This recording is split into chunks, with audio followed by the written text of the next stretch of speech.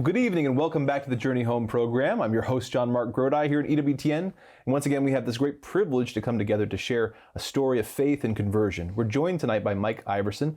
He's a former Evangelical youth minister, director of discipleship at Spiritus Ministries, which we'll talk about later. And I forgot to ask you, Mike, beforehand, when did you come into the church? 2010. 2010. Well, we're honored to have you tonight to share your story. Thanks for being here. Cool, yeah.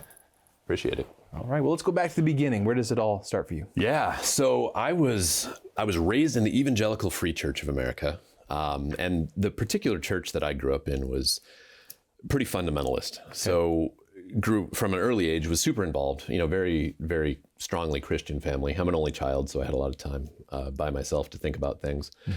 But I can't really remember a time where I didn't have a relationship with Jesus. I thought Jesus from a very early age was great, and super involved in a lot of things at our church. Was highly involved in the Awana program, if you're familiar with that. Yeah. So memorized a bunch of scripture and played some fun games, and got to earn Awana bucks to spend at the store, which was always one of my favorite things.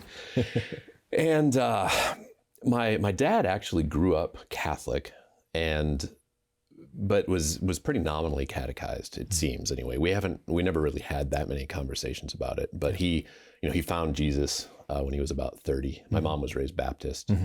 And so this particular Evangelical Free Church that I grew up in, again, was pretty fundamentalist and very heavy on in the early 80s anyway, very heavy on rapture theology. So one of my earliest memories was I was probably 4 years old or so, and we were sitting in the church, and there was an old reel-to-reel projector, and we were watching, it was one of the trilogy, I think it was called A Thief in the Night was the trilogy, and we watched the Mark of the Beast movie. And I was probably 4 or so when I watched that, and there's this little boy. The whole context of it is post-rapture, so all these people are gone, right? And the remnant are left, right? And they're becoming Christian and then being persecuted by the minions of the Antichrist. And there's this little boy in this particular movie who was probably about 6, who looked a lot like me. And I saw myself in this, I kind of wrote myself into the movie script, right? And at the end of this movie, there's this little boy, and he's in a prison cell, and he's got this red balloon. And he's in there with this old guy who was kind of his mentor. And the minions of the Antichrist are then taking people out to be executed if they don't recant their faith. And it's kind of scarring for me because 40 years later, I still remember it. And at the end, they're in this prison cell, and the little boy is talking to this older gentleman, and the older guy says, whatever you do, don't forsake Jesus. And he's like, I won't. And then the guards come and they're like, we want you to recant your faith. And the little boy says, I'm not gonna do that. So they lead him outside. He's got this red balloon again. And then the movie ends with this sound of a guillotine, and then this red balloon floats up outside the window, right? And so that's where it closes. And so I was scared witless from that point on about getting left behind, right? So not a great way to come into a formative understanding of who God is. So we, my parents and I would go to the mall, and we'd be at Target, and they'd be on the other side of one of those circular racks of clothes, and I couldn't see them, and I was like, oh no, I've been left behind. Yeah, I'm here by myself. So that was, unfortunately, while I was a big fan for as long as I can remember of Jesus, and had a pretty strong faith for a little kid, my view of God the Father wasn't necessarily what it could be, because I saw him as this agent of retribution. And since becoming Catholic, right, we talk a lot about Catholic guilt, but in this fundamentalist Protestant upbringing, I think it was almost worse, the amount of guilt that I had, because how I really viewed God was kind of like Lady Justice with his scales, and if I did enough good things, then the scales were in my favor. And if I did too many bad things, then I was going to get left behind. So you weren't of the once saved, always saved variety, were you? We were. See, it's interesting. Which is odd. Yeah. I don't really know how that equates. Yeah. Because there should have been that security there, right? You should have been secure. Yeah. But anyway, so I was freaked out of the rapture, right? And then as I grew in my faith, particularly, and the Evangelical Free Church of America is basically Baptist in its theology, so they're Calvinist if you dig deep enough. So yeah, once saved, always saved. But by the time really I was in middle school, I and I was kind of a punk rock snowboarder kid.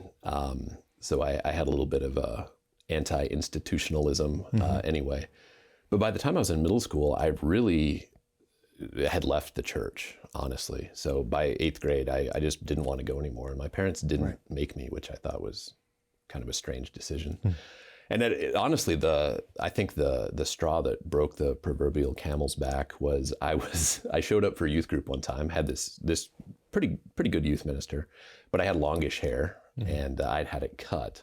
And my youth minister was right in front of this picture of Jesus with a beard and long hair. And he puts his hand on my shoulder and he says, "Oh, Mike, you got your hair cut. That makes Jesus so happy." And I was like, looking at him, looking at the picture of Jesus with long hair, and I was like, I'm done. So at that point, then late middle school and through high school, didn't want to have anything to do with God. Really, I think the prime mover in that was this guilt that I felt, this not living up to whatever the standard was. Right. And that standard was more about, not watching R-rated movies and not listening to secular music and a lot of the things that I like to do at that point in time. Yeah, it's so interesting, again, with the background of that theology, because of course Catholics get accused of, it's a works righteousness. Yeah. You're about stuff, you're about doing stuff, you're worried about salvation, and we're like, not really. There's a healthy guilt that drives you to seek God's mercy, but in many people from that theological background, there does seem to be this anxiety of not living up to standard, but not even really clear what the standard is, and it ends up kind of resting on very kind of arbitrary things. Right. Yeah. Yeah. It was. Yeah. Again, not a great place, because I had this view of God the Father. Again, that was not at all like the view that Jesus portrays in the parable of the prodigal son. Right. Right. So he wasn't this loving father. He was this God that was basically looking for me to screw up enough so that way I'd ultimately get left behind. Yeah. So then fast forward a few years, I was a senior in high school and was at church at one of the very rare times at that point in my life that I went, and I heard God during the sermon, and kind of a typical Protestant service where it was about 45 minutes of music that was split in the middle with about a 45-minute 100 level college lecture was the sermon. Our pastor had a PhD and he was a smart guy. Curiously, he actually translated the Bible himself, so we were hearing his translation of the scriptures, which later on I took some issue with. Yeah. But I wasn't really paying attention. I was just there. I was hanging out, with my parents, and I have no idea what he was talking about, but I heard a voice say, "You need to do this." And I looked around in surprise, and no one was talking, and it wasn't the pastor. And that was really kind of a turning point in retrospect, a turning point in my faith, because I'd heard this call, and then I prayed about it, which I hadn't been in a habit of prayer at that point in my life at all. Right. Didn't do anything with it though, because I had no desire whatsoever to be even part of the church, let alone a church leader. Right. So then went to an engineering school, was studying geology, and my goal was to work for an oil company and make a lot of money. And after a couple years at this engineering school, I just kept feeling this call. And eventually, after 2 years, I said yes to it. And knowing that, I had no need to study differential equations or higher level physics or anything to be a pastor, because that's, what in the evangelical Protestant world, if you're going to be in ministry, you go to seminary and you become a pastor. So I was like, well, okay, I guess I'll become a pastor. So then I switched schools and ended up going to a state liberal arts college and getting a degree of all things in English literature. So vastly different from geology with a strong engineering focus. But when I was there, got really involved with a campus ministry program. And actually a speaker who was there one of the evenings was one of my friend's youth ministers when I was growing up. And I'd been to his youth group a couple of times, so I knew this guy. And he spoke that evening about God's love for us. And he actually quoted one of my favorite authors, a guy named Brennan Manning, if you've heard of him. No. He was actually, oddly, in God's economy, it all makes sense, but he was a former Catholic priest who wrote a bunch of books. He he was an alcoholic, struggled with a lot of things in his life, left the priesthood to get married. But this one book in particular called The Ragamuffin Gospel, this speaker, Todd, he quoted him and he said, "God loves you as you are and not as you should be, because none of us are as we should be." And that really hit me, because I'd never, growing up with a pretty robust relationship with Jesus, not with God the Father, but in this fundamentalist upbringing, I'd never really understood that God actually intrinsically loves us, that he can't not love us, right? So that was really the first time I'd heard that. And I was probably 20, 21 at the time. And so I ran up to Todd afterwards, and he remembered me, and he recommended a number of books for me to learn more about this, because again, I hadn't heard it before. So one, the Ragamuffin Gospel that I read, and then he recommended a couple from Henry Nouwen, a Catholic priest, which again, I didn't know he was a Catholic priest at the time. So I had an odd schedule because of transferring from geological engineering basically to English Lit. I had a lot of weird class arrangements. So I had this 3-hour period on Tuesdays and Thursdays where I would sit in the student union with one of these books that I was reading and the Bible, I kind of one on each knee, and was reading along saying, I don't think this is true, what Henry Nouwen is saying or what Brennan Manning is saying. And then I'd look to the scriptures and say, well, yeah, it does look like this makes sense. Mm-hmm. So that was really a time of reversion in my life. So I, prior to that, again, hadn't understood that God loved me, really. It was all really based on my works and my performance as a Christian. And then came to this realization that, no, I'm a beloved son of God. And there's nothing that can change that identity of who I am. Right.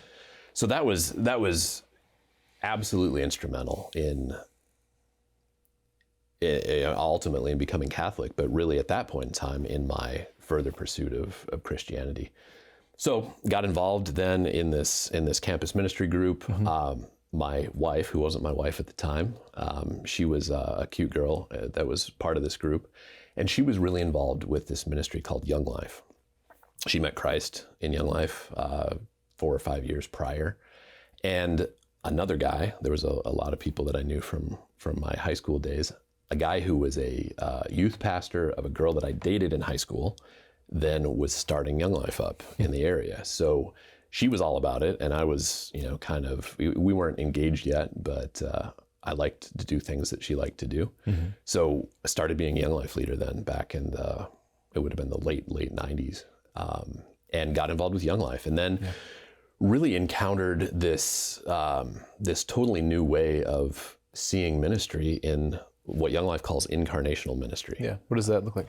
It's this ministry of discipleship accompaniment. Mm-hmm. So Young Life is the world's largest non-denominational ministry to unchurched kids. Mm-hmm. So in order to minister well to kids that wouldn't set foot in a church, you have to build a bridge of friendship with them. Yeah. You have to get to know them, get to know what they like. And then through that friendship, through that authentic relationship and that relational credibility that you build, then you can introduce them to the person of Christ. Because eventually, almost without fail, every kid in some way or another, in their own words, they say, well, why do you care so much about me? Most adults, and granted we were in college, so we're barely, maybe even not adults yet, but most people that are older don't want to spend time with me, don't want to spend time, learning about the stuff that I care about, and they don't want to listen. They basically want to tell me what to do. Why are you different? Mm-hmm. And then we'd get to share with them, well, it's because we love God and God loves you, and we want to introduce you to this life-changing message that is the gospel. Mm-hmm.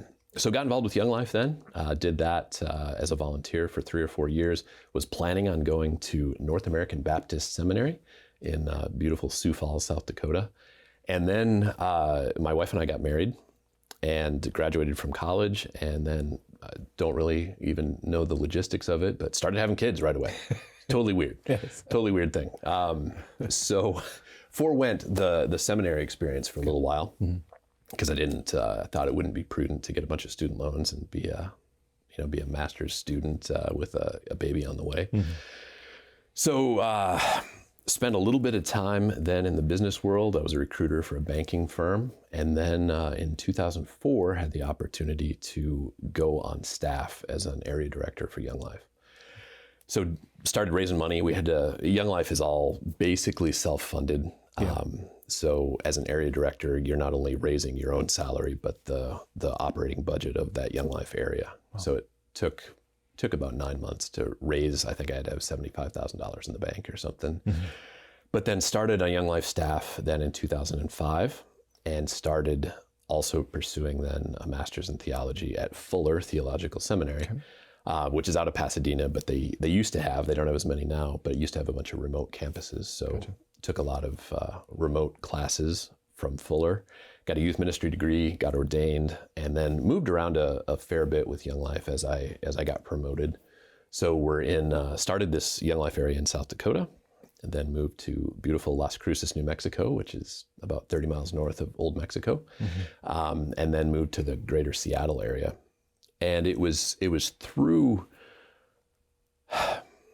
a lot of this seminary work that I was studying systematic theology that I really realized that this Calvinism and this double predestination that I grew up thinking was true really had some holes in it. Mm-hmm. And there was a number of things that precipitated that, but primarily it was, again, double predestination. Which for the uninitiated means? It means that all of us are either among the elect or we're among the reprobate, mm-hmm. and where that's predetermined by God prior to our conception. So really there's no free will. God has either chosen us to be among the elect who are saved, or he's chosen us to be among the reprobate who aren't saved ultimately. And when you boil that down, and it was always kind of it was an interesting topic to push a lot of my friends and pastors into. It was hard to get them pushed into a corner where they would really say this, but at the end of the day, if you boil it down, it really means that God has created some people for heaven and he's created some people for hell. And there's no choice in the matter. Right. And I had a really hard time believing that. Yeah. And it was something, again, that I'd always just accepted as, well, that's how it is, right? That's what the faith believes. But I could not get my head around how a loving God could create people that were preordained mm-hmm. for hell. Right. And so that kind of opened this proverbial Pandora's box for mm-hmm. me theologically. Right. Fortunately, I went to Fuller, and Fuller, it was really founded not as a denominationally specific seminary mm-hmm. And in higher learning institute. Charles Fuller really wanted it to be the Yale of the West, so it was very academically focused, and we got to read a lot of diverse theological positions. So my wife and I, I'm working for Young Life, and I'm ordained. I'm a member of whatever ministerial association there was in the town or the city that we lived in. Yeah. And I started getting really disenchanted with the denominationalism that I was seeing, because as a non-denominational organization, Young Life really was all about introducing kids to Jesus Christ and helping them to grow in their faith. That's the mission, right? And so. And then as a kind of freelance fundraiser, self-funded sort of entrepreneurial guy, as an area director there, I had to raise a lot of money, as I've already said. It was about $300,000 a year in my later years in Young Life. So I was always pitching these parish mission councils and things for their support. And I began to get really disheartened when I would meet with some pastors, and they're like, well, who supports you now? And I would tell them, and sometimes they would say, well, if so-and-so in that church, if they're supporting you, then we're not going to be involved because we totally don't agree with them. We completely disagree with their theology. Right. We actually had a couple Catholic parishes that were strong supporters of us, which I thought was odd because I was raised pretty anti-Catholic. Okay.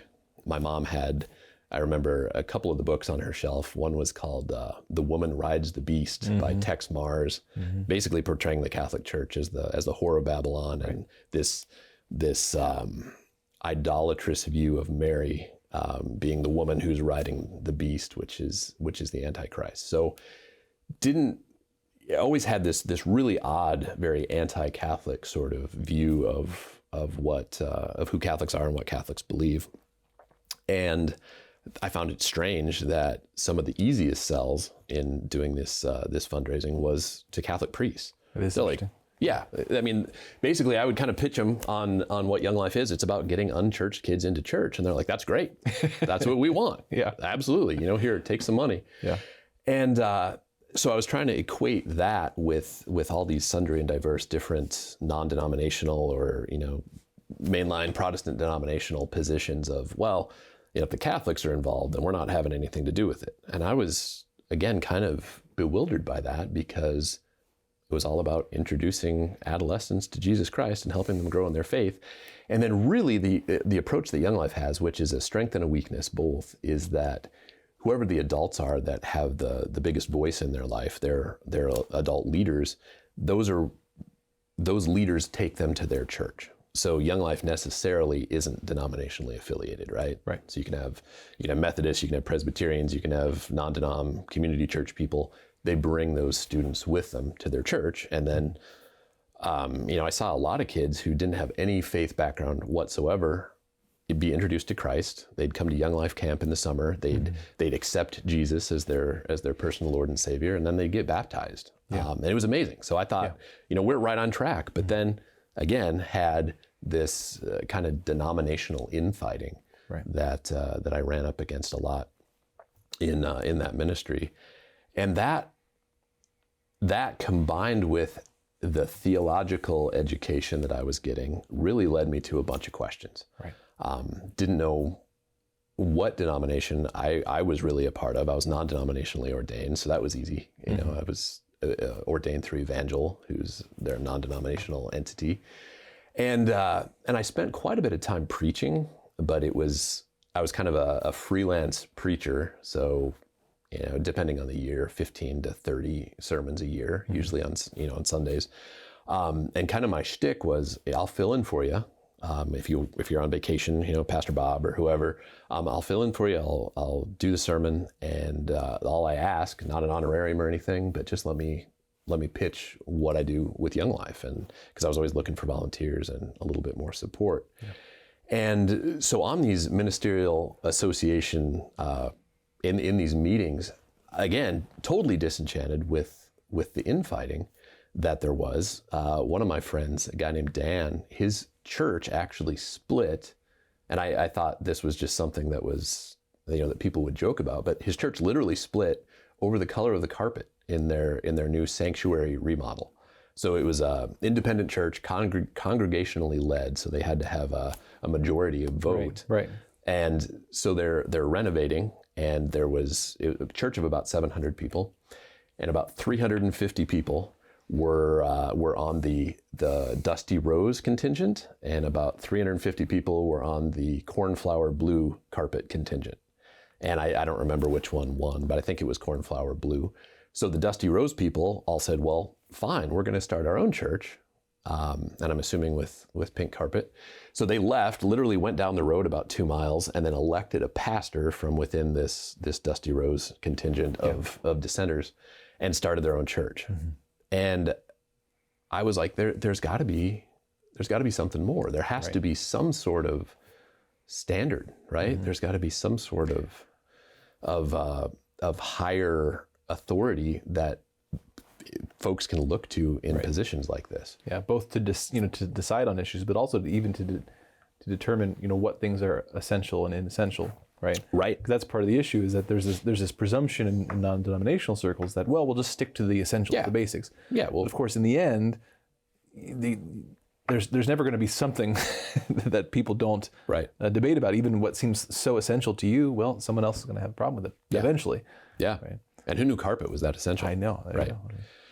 So I started asking questions like, well, does baptism do anything? Because I was raised in a denomination where baptism was just, it was basically a public attestation of one's faith. Right. So conversion happens when you pray the sinner's prayer. And then baptism, if you're baptized, if you're not, it doesn't really matter. I wasn't baptized until I was 20, I believe I was 22, because it was something that you just, it was an optional thing. Yeah. But then as I'm studying systematic theology, as I'm reading earlier church documents, as I'm looking even in mainline Protestant denominations, there's such a varied view on the salvific action of something pretty essential like baptism. Right. And I realized that nobody had an answer. So my wife and I, at that point, we, again, disenchanted with denominational infighting, we kind of just decided that, I guess we're going to be part of whatever community we like the preaching at and has good music and whatever. Not having a church myself, that was easy to do. So we were kind of church hoppers. And, part of that was because of the nature of my job, because I did, fill the pulpit a lot for all these different pastors in different denominations. But it was hard to find a church home because there wasn't any, it didn't seem like there was any true truth. It was, this denomination's take or this pastor's take or this parish council or church council's take, whatever the case may be. There wasn't any true truth, right?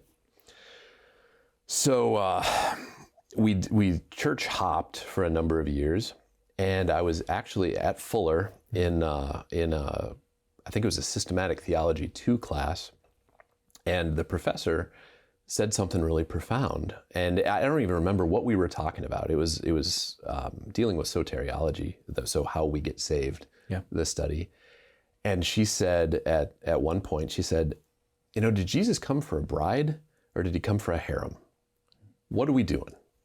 And that really struck me because I'd never really considered growing up in this evangelical, fundamentalist Protestantism where it is very independent, it's very personality driven. You go to a church just like my wife and I decided based on the content of the sermons and the pastor.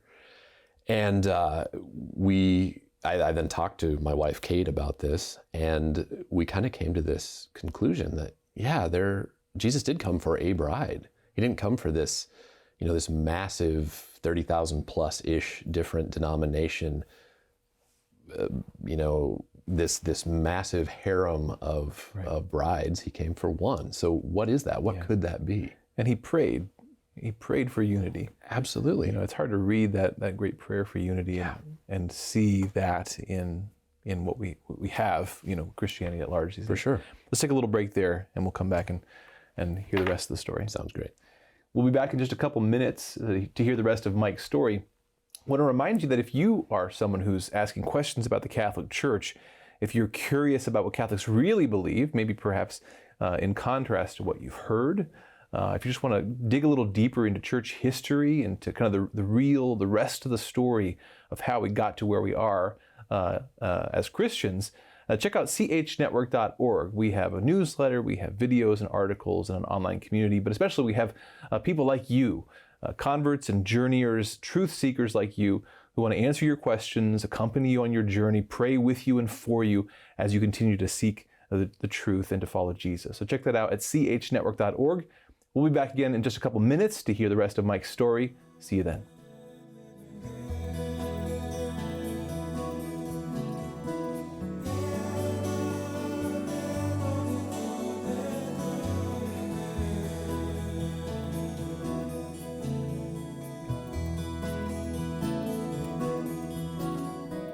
Welcome back to the Journey Home program. We're entering the second half of our hour tonight, speaking with Mike Iversen. He's a former evangelical youth minister, came to the church in 2008. That's what I said? 2010. 2010, got it wrong. He's now the director of discipleship at Spiritus Ministries. You can check out their website at spiritusministries.org, and we'll talk about them a little bit at the end. A really cool discipleship ministry out in Wisconsin. Correct. Right? Yeah, excited to hear about that.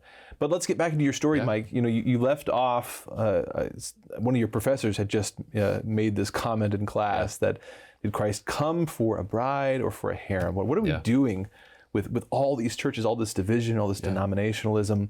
What does it mean? What do we do with it? So what happened next? Yeah, so her comment really hit me where both my wife and I were in this place of unknowing, right?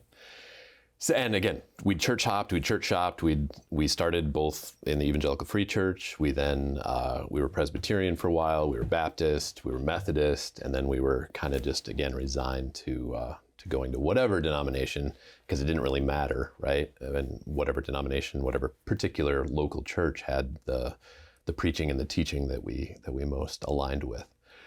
But again, we both knew that there had to be something more, like this pursuit of what is truth. Honestly, that was kind of our motivator. So I'm in another seminary class at Fuller with Dr. Veli-Matti Karkkonen, which is just such a fun name to say because he's from Helsinki. But he's kind of one of the dudes, one of the preeminent systematic theologians in the evangelical Protestant world. And in his class, oddly, so at the beginning of the Systematics 3 class, he had us read all these different doctrinal position statements from different mainline denominations, including the Orthodox Church and the Catholic Church. So I found myself reading, which I never had even cracked the door open to considering Catholicism, because I knew that I was a Protestant and what I was protesting was Catholicism. So it's just right out. Right. You don't even need to look at it. It's a preconception. Yeah, like we're not that for sure, because they're wrong. But I read the Dei Verbum from Vatican II, and I read Lumen Gentium from Vatican II, and then I read some excerpts from the Catechism of the Catholic Church. And particularly in Lumen Gentium, I had, again, my Calvinist upbringing and this insecurity of my position with God. I had a lot of questions around soteriology, so around how we get saved. And the section in Lumen Gentium on soteriology really spoke to me. Because I had these questions like, okay, so what about all the people that came before Christ? What about them? If Christ is the only way and it's only through praying a sinner's prayer, what about these Old Testament heroes? How do they get saved? What about people that have never heard the name of God? Is there any way to for them to have hope? Right? I had another professor in college or in seminary who related this story about this tribe in northern Thailand, and it was, I think, in the 1960s, might have been 1970s, who a group of evangelical missionaries went to northern Thailand and were the first Westerners or the first Christians to encounter this group of people. And as his story goes, they all just said, yeah, we buy in fully, through a translator. Yeah, we're all about this. And they were getting baptized and accepting Christ. And the missionary couldn't believe the success. And again, through the translator, asked, why is it that you're so open to this?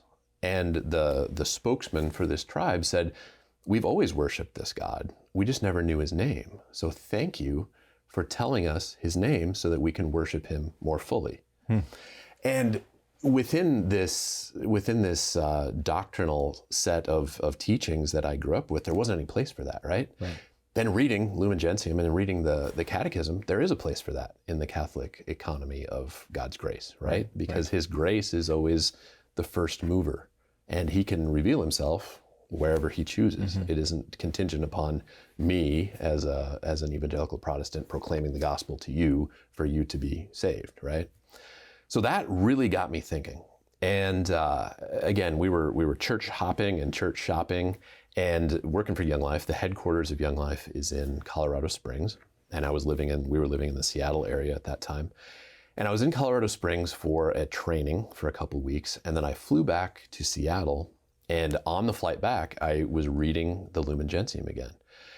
And I knew that, again, I agreed fully with this, with what the Catholic Church believed on the scriptures from Dei Verbum and God's revelation. And then secondly, with soteriology, with how we get saved. I was like, yeah, this makes sense. This is in line with the scriptures. This is in line with God's grace, being not being hampered by our ability to communicate it or, pitch someone on all the advantages of becoming a Christian. God's going to do what God's going to do. And so I got home and I just had this really pressing on me because this had been a number of years that we'd been very disenchanted with this denominationalism. So I get home, I set my bags down, I said hi to our kids. They were like 2, 4, and 6 at the time. And out of my mouth, totally unbidden, after I said hi to everybody, I just kind of, it was like a teapot that had been boiling for a while, and it just burst out. I said, "Hey, babe," to my wife. "Hey, babe, I think we need to check out the Catholic Church." And yeah, I was really afraid of what was going to happen, because again, anything but Catholicism is pretty okay when you're raised the way that we were raised. Right. So I thought she'd go volcanic. I thought she was going to throw things and freak out. And instead, she looked at me and she said, "Yeah, I know. I've been thinking the same thing." So that threw me for a total loop.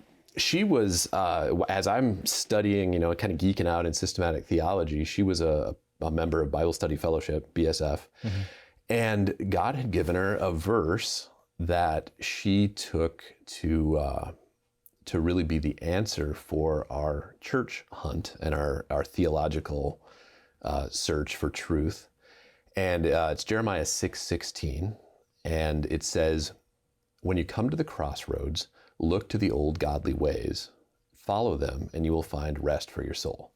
So that was the verse that she fully believed God had given her as an answer to this. And in her mind and in mine, like, what are the old godly ways? Well, if you look at any church teaching, you look at any church history, really, prior to the late 1500s, it's all Catholic. Right? It's all Catholic. So that was really our green light via the Holy Spirit, via our totally unique ways, which fit our personalities, of seeking truth, mm-hmm. for us to then start looking into the Catholic faith. Again, raised, pretty anti-Catholic. Mm-hmm. I had a lot of hang-ups, Marian dogmas. I was like, she's just this woman, right? She needed a savior. She's not some, as I was taught, some demigod. And the view of Mary was something that was very robustly spoken against in my Protestant upbringing. Yeah. The only time we ever heard about her was during Christmas, mm-hmm. and that was just as, the woman that happened to give birth to Jesus, but she wasn't special, which I would counter with, if you look throughout the scriptures, the angel Gabriel never says, mm-hmm. to anyone other than Mary, like, "Oh, favored one," right? She's got something unique going on. But I had a hard time with that, and a number of other things within Catholicism as well. So I'm like, well, I'll start asking some questions, because I need to have a lot of answers. Fortunately, I was in this men's Bible study group that met every Thursday morning in my office, and one of the guys there was our pediatrician and also a devout Catholic. So I kind of cornered him, and I didn't want any of this to be public, right? Because I'm raising a bunch of money. 80% of it or so is coming from non-Catholic sources, so I didn't want to jeopardize my livelihood and the livelihood of my family by kicking the tires too loudly into Catholicism. So I kind of cornered Jim one day after we got done talking and praying and stuff, and I said, "Hey, I'd love to talk with you more about what you believe." And he said, "Yeah, I'd love to do that." And he was a golfer, and Thursdays were his day off, so he's like, "How about next week we go golfing?" So we spend, and I'm a terrible golfer, so it's like 4 hours or so. As I'm searching for balls, and started asking him all these questions about Catholicism, and got to a point then where he said, I can't answer all your questions, but you should go talk to Matthew, who's the director of religious education at Sacred Heart Catholic Church. So then I started meeting with Matthew, and I asked him a whole bunch of questions, and I was that militant Protestant jerk pastor that wanted to ask all the really hard questions for him to answer. And he had really good, simple, eloquent answers for everything, because again, these were anti-Catholic positions that didn't really understand what Catholics believed. These were kind of the textbook ones that you get in any, a Frank or whoever chick, like in a Chick tract or something. Yeah. Jack Chick? Jack Chick. There we go. So I kind of had all those standard objections. Sure. And Matthew eloquently talked me through those. And I kept pushing on a few things. And he said, "Well, why don't you talk to the pastor? Because I can't answer everything. So talk to the pastor." And the pastor, being wise as he was, he said, I got 3 or 4 questions in. He said, why don't you just come and see? Just start coming to Mass and just check it out. Like, I don't want to convince you. I want the Holy Spirit to lead. Had you ever seen the Catholic Mass before? Oh, no. So, we walk into this Catholic church and sit in the back and it was hard to find a spot in the back because there was a lot of good Catholics there. But we try to blend in, and we don't know what's going on because people are standing and sitting and saying things that we don't know, and then kneeling. But we found from that very first time that there was something present there that we had never experienced. And we didn't know exactly what that was. But we went then for 3 or 4 months every Sunday to Mass. We probably missed a couple because I was preaching at some other church, and just found this place of peace, this place of comfort, this place that we truly felt the Holy Spirit was leading us. So after that kind of trial time, we took some discernment time because I didn't want to rush into it. And again, I was very trepidatious about becoming Catholic because I saw that as a huge stumbling block. Like, I could lose my job, not because Young Life is anti-Catholic as an institution. Young Life has quite a few Catholics on staff, but because of the local support that we were raising was pretty robustly non or anti-Catholic. So kind of doing this on the DL, but we started meeting some really great folks at this parish. It really did feel like family. And then there was one particular, I believe it was on a Thursday, that Jim invited us to go to daily Mass and on Thursday evening, and we did. And he said that there was going to be something special after Mass, and I thought that meant cake or something in the parish hall, maybe some wine. I don't know, because they're Catholic. Yeah. Growing up as a teetotaler, right? Yeah. That was exciting. Oh, I can drink and not I can go to the bar and not hide. That's great. So that was a perk. But anyway, we didn't know what to expect. And so Mass ends, and then the priest, he leaves and he comes back with this golden sun thing that he puts up on the altar. And we didn't really know what it was. And then he puts a consecrated host in it, right? And that was a strong decision point for me. And my wife was pretty much already in, but she, again, wasn't, freaked out with losing her job or anything. Mm-hmm. And I started praying, God, if this is you, Jesus, if this is really you, because I had some hangups with the real presence of the Eucharist. And I said, Jesus, if this is really you, you've got to let me know. I'm stubborn, and you've got to kind of hit me between the eyes with the sledgehammer of truth here. So no sooner than I get done praying that, as then the group of people there, without a worship aid or any leading, they start singing this Taizé worship song, which is stay with me, remain here with me, watch and pray. Stay with me, remain here with me, watch and pray. And immediately I thought 2 things. And it just keeps going, that song. It was probably 10 minutes of that song being sung. And immediately thought 2 things. First of all, this is not a very creative song. And then secondly, there's that sledgehammer that I needed, because I was just, imploring Jesus that if you want us to stay here, if you want us to be Catholic, you've got to give me this, this super clear message. And there it was. So then the next week, we went to an RCIA inquiry class, and then joined RCIA, I think the next week. Mm-hmm. Didn't have any idea what that process was going to look like, how the community would respond. Honestly, it was all great. Our support actually increased. We developed really strong community within that parish.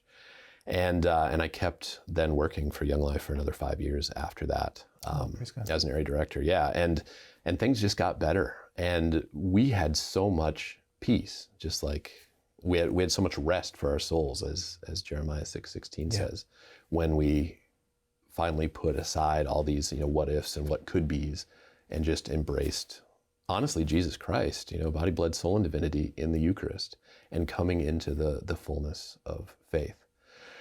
The Marian stuff that I had issues with, I had some issues with saints. The saint stuff was pretty easily remedied just by reading Hebrews 12 primarily. Like, there's this whole cloud of witnesses that are surrounding us. And, why would I not ask people who are in the presence of God to pray for me? I would ask you to pray for me. Right. Why should their prayers not be valued and even so much more because they're in the presence of God, right? Yeah, it's interesting, with the issue of the Eucharist and with Mary and the saints, in some sense, it gets a bit back to that doctrinal issue or constellation of issues you were talking about before, in the sense of this mystery of God's grace and man's free will, in the sense of, in Scripture, we have the mystery of both, right? Mm-hmm. Clearly, God has foreknowledge, God is omnipotent and omniscient. Yep. But at the same token, it's clear that he gives us free will and he calls us to do things, to respond things, and he gives us that freedom. And so in the mystery of that, well, then the question with a lot of those doctrinal issues is it doesn't seem like God would do this, but that's not the question. Right. Can he? And did he? And if he chooses to work through this particular person, this time in this place, if he chooses to, become man, take on flesh, if he chooses to give us his body and blood, like, he can do that. The question is, did he? Yeah. Right? What did he say? What has been believed since the beginning about these things? Yeah. And so, again, reading church history, it's all really Catholic for the first 15 and a half centuries or so. All those issues just honestly dissolved as we continued to pray about it, as we continued to seek the truth. The Mary being the mother of God, that was a big thing. Like, no, she's not the mother of God. God existed well before her. But then, reading about early church councils and defining who is Jesus. Is he both God and man fully? Or is he, one or the other, depending on what heresy you're looking at? Right.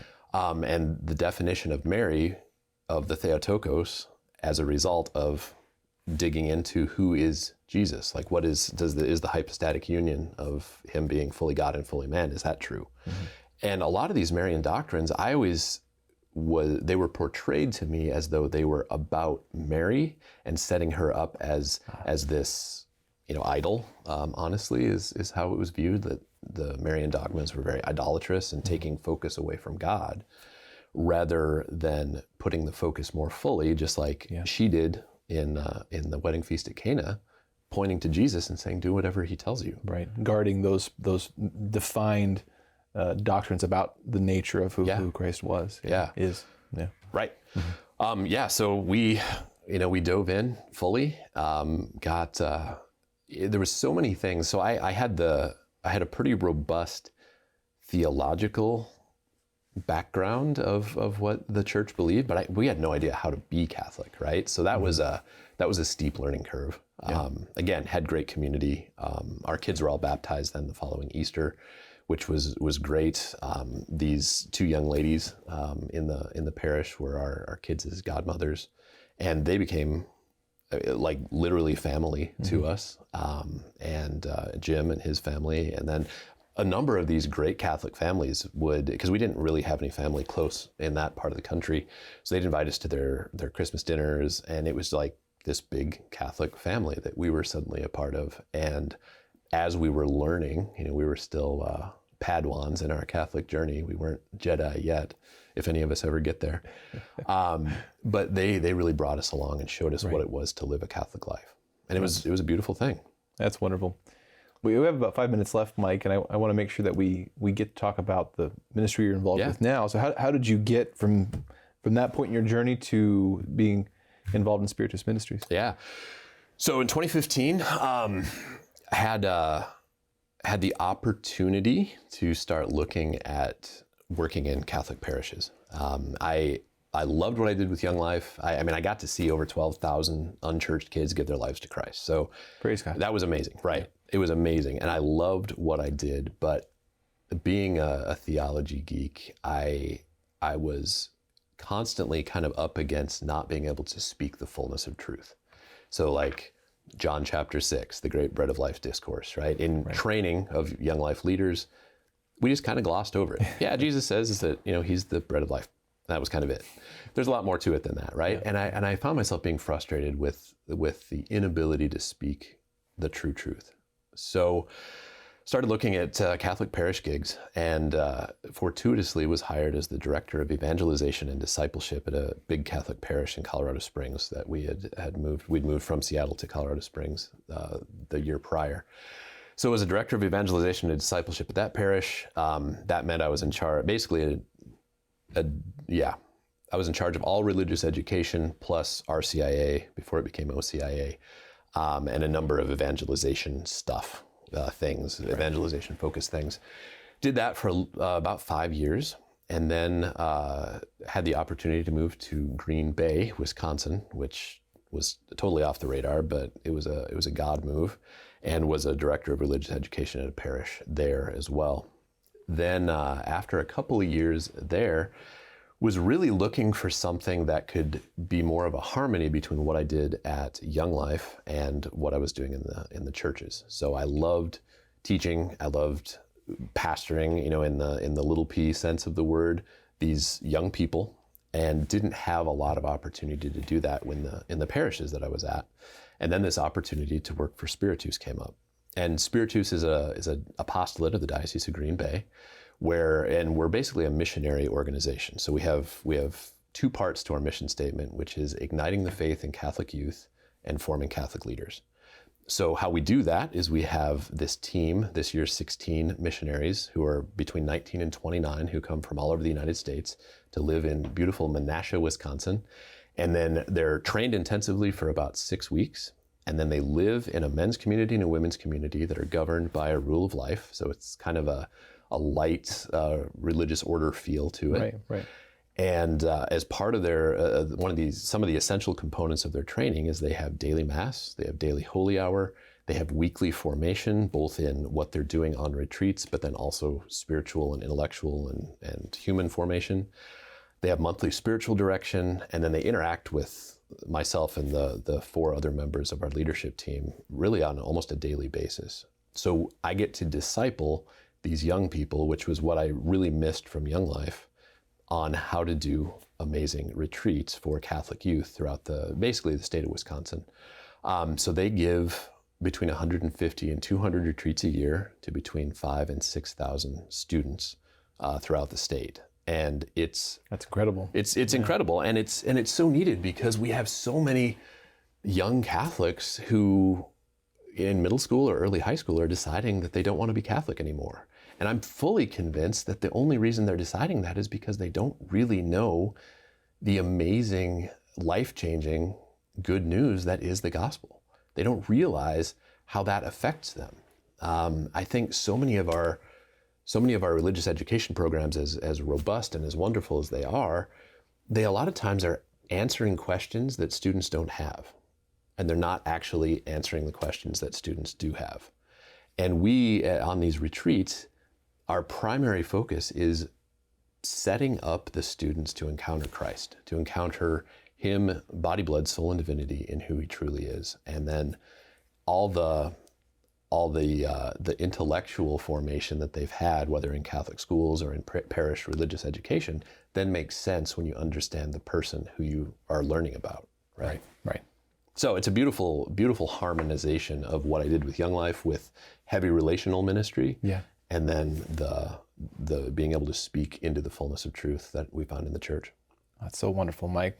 Well, thank you so much for sharing your story. Yeah, thank you. Thanks for having me. Thank you for your ministry, your continued ministry. We're praying for that. What a great work of the Spirit there. Yeah, I love what I do. I love it. Well, thank you for being here for this episode of the Journey Home program. I pray that Mike's story was an inspiration to you. And, as I mentioned before the break, especially if you're someone who's thinking about becoming Catholic, and especially if there are here at the Coming Home Network, one of our key focuses is to support Protestant ministers and pastors who are thinking about becoming Catholic. Because as Mike shared in his story, when Christ puts that call on a pastor's heart to come home to the church, there's a lot involved with that, a lot of risk, a lot of questions about his profession, his vocation. And so we want to be praying for you and with you and encouraging you. And we have, again, an online community, a newsletter. We have a monthly call for current and former clergy who are in that discernment process. And we'd love to, again, support you on your journey. So check us out at chnetwork.org and send us a note there. But we'll be back again next week with another story here in the Journey Home program. Until then, God bless.